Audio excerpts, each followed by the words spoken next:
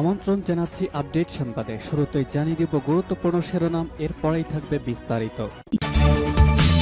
পুরোদমে Iran, Israel এবং নিরীহ ফিলিস্তিনিদের মাঝে ভয়াবহ যুদ্ধ চলছে হামলা পাল্টা হামলা। এরই মাঝে আমাদের হাতে এসে পৌঁছেছে এই যুদ্ধের সর্বশেষ গুরুত্বপূর্ণ সবথেকে তাজা আপডেট সংবাদ আপনাদের জানিয়ে দিব। প্রথমে জানাবো, আগামী সপ্তাহে ব্রিটেন, ফ্রান্স, জার্মানির সঙ্গে পারমাণবিক ইস্যুতে আলোচনা করতে পারে ইরান। আগামী সপ্তাহে পারমাণবিক ইস্যুতে ব্রিটেন, ফ্রান্স ও জার্মানির সঙ্গে আলোচনায় বসতে পারে ইরান। দেশটির আধা সরকারি সংবাদ মাধ্যম তাসনিমের প্রতিবেদনে এই তথ্য জানানো হয়েছে খবর রয়টার্সে। এরপর জানাবো, গাজায় খাবারের অভাবে 1 মাস বয়সী শিশুর মৃত্যু। গাজা উপত্যকায় তীব্র খাবারের অভাবে 35 দিন বয়সী এক শিশুর মৃত্যু হয়েছে। আল শিফা হাসপাতালের পরিচালক মোহাম্মদ আবু সালমিয়া এই তথ্য নিশ্চিত করে বলেছেন, হাসপাতালটিতে আজ ওই শিশু ছাড়া অনাহারে মৃত্যু হয়েছে আরেকজন।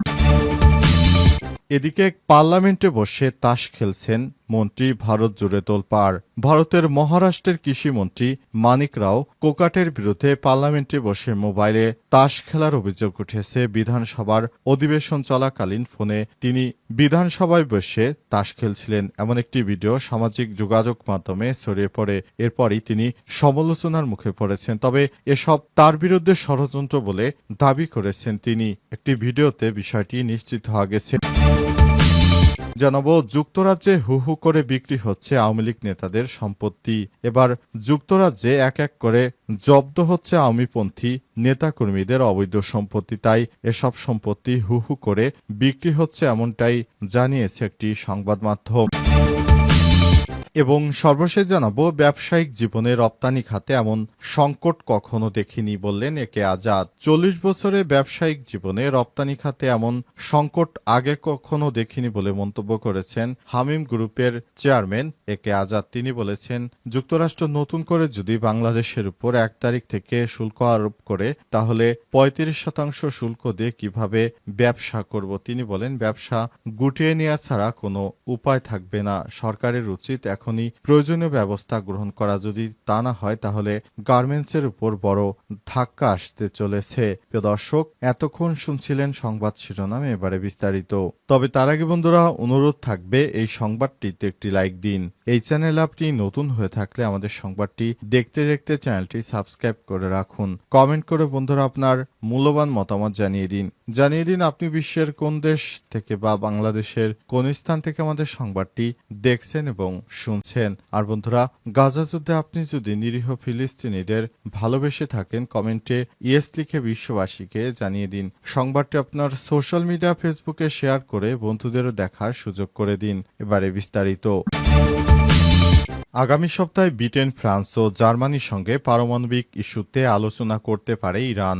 আগামী সপ্তাহে পারমাণবিক ইস্যুতে ব্রিটেন, ফ্রান্স, জার্মানির সঙ্গে আলোচনায় বসতে পারে ইরান। দেশটির আধা সরকারি সংবাদ মাধ্যম তাসনিমের প্রতিবেদনে আজ এই তথ্য জানানো হয়েছে খবর রয়টার্সের। ইউরোপের এই 3 দেশ সতর্ক করে জানিয়েছে, ইরানের সঙ্গে আলোচনায় ব্যর্থ হলে আন্তর্জাতিকভাবে দেশটির উপর নিষেধাজ্ঞা আরোপ করা হবে।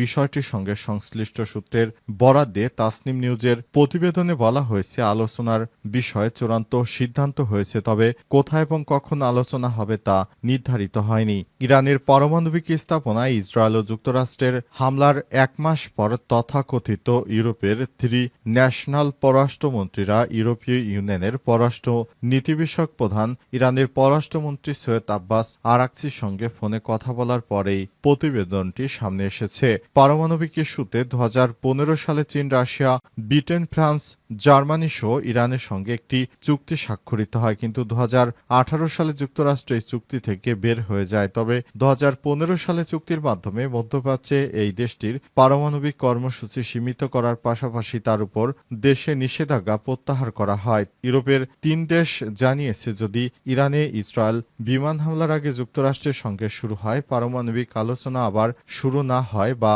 কার্যকর করার কোনো ফল না আসে, তাহলে তারা আগস্টের শেষ দিকে জাতিসংঘের কাছে তথাকথিত স্ন্যাপব্যাক মেকানিজম এর মাধ্যমে ইরানের বিরুদ্ধে নিষেধাজ্ঞা পুনর্বহাল করবে। গাজায় খাবারের অভাবে 1 মাস বয়সী শিশুর মৃত্যু। গাজা উপত্যকায় তীব্র খাবারের অভাবে ৩৫ দিন বয়সী এক শিশুর মৃত্যু হয়েছে। আল শিফা হাসপাতালের পরিচালক মোহাম্মদ আবু সালমিয়া এই তথ্য নিশ্চিত করে বলেছেন, হাসপাতালটিতে শনিবার ওই শিশু ছাড়াও অনাহারে মৃত্যু হয়েছে আরেকজনের। এছাড়াও গাজা উপত্যকায় হামলা অব্যাহত রেখেছে ইহুদিবাদী ইসরায়েলের সেনাবাহিনী। চিকিৎসা সূত্র থেকে জানা গেছে, শনিবার ভোর থেকে গাজা জুড়ে ইসরায়েলের হামলায় অন্তত ১১৬ জন নিহত হয়েছে। তাদের মধ্যে গাজা হিউম্যানিটেরিয়ান ফাউন্ডেশন বা জিএইচএফ পরিচালিত ত্রাণ কেন্দ্র থেকে খাবার সংগ্রহের চেষ্টা করতে গিয়ে গুলিবিদ্ধ হয়ে মারা গেছে ১৮ জন। গাজার স্বাস্থ্য মন্ত্রণালয় সতর্ক করে বলেছে, গাজার হাসপাতালে জরুরি বিভাগগুলোয় চরম অনাহারে মৃত্যুর মুখে চলে যায় মানুষের ভিড় বাড়ছে। কর্মকর্তারা জানিয়েছে, গাজায় প্রায় ১৭,০০০ শিশু তীব্র অপুষ্টিতে ভুগছে, যা আগে কখনো দেখা যায়নি। যুক্তরাষ্ট্র ও ইসরায়েল সমর্থিত সংগঠনটি গাজায় ৪টি ত্রাণ কেন্দ্র চালু করেছে। এর আগে উপত্যকাটিতে জাতিসংঘ ও বিভিন্ন দাতব্য সংস্থার অধীনে প্রায় ৪০০ কেন্দ্র থেকে ত্রাণ বিতরণ কার্যক্রম পরিচালিত হতো। জিএইচএফ এর ত্রাণ কেন্দ্রগুলোকে এখন ঝুঁকিপূর্ণ হিসেবে বিবেচিত করা হচ্ছে। জাতিসংঘের ত্রাণ ও কর্মসংস্থান ইউএনআরডব্লিউ জানিয়েছে, গাজার সমগ্র জনসংখ্যার জন্য খাদ্য মিশরীয় সীমান্তে অপেক্ষা করছে। সংস্থাটি সীমান্তের গেটগুলো খুলে দিতে, অবরোধ তুলে নিতে এবং ইউএনআরডব্লিউকে তার কাজ করতে দিতে আহ্বান জানিয়েছে। অন্যদিকে সংস্থাটিকে অধিকৃত পূর্ব জেরুজালেমে কাজ করতে নিষেধ করেছে ইসরায়েল।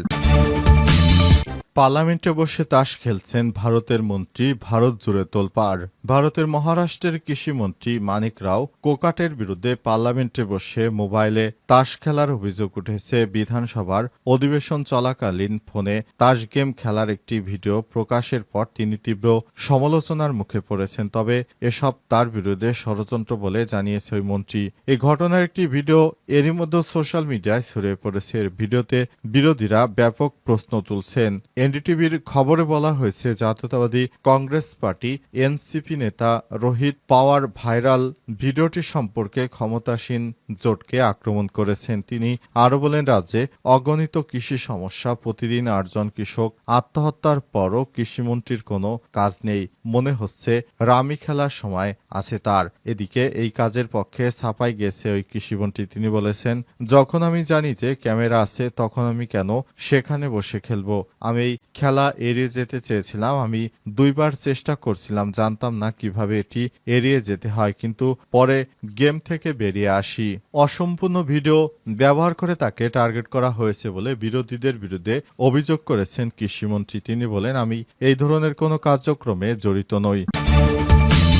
ব্যবসায়িক জীবনে রপ্তানি খাতে এমন সংকট আগে কখনো দেখিনি বললেন একে আজাদ। ৪০ বছরের ব্যবসায়িক জীবনে রপ্তানি খাতে এমন সংকট আগে কখনো দেখিনি বলে মন্তব্য করেছেন বাংলাদেশের অন্যতম রপ্তানিকারক ব্যবসায়ী নেতা ও হামিম গ্রুপের ব্যবস্থাপনা পরিচালক এমডি একে আজাদ। তিনি বলেছেন, আমরা ব্যবসায়ীরা এই খাতকে সম্মানজনক অবস্থানে নিয়ে এসেছি, কিন্তু এখন হতাশ ও ক্ষুব্ধ।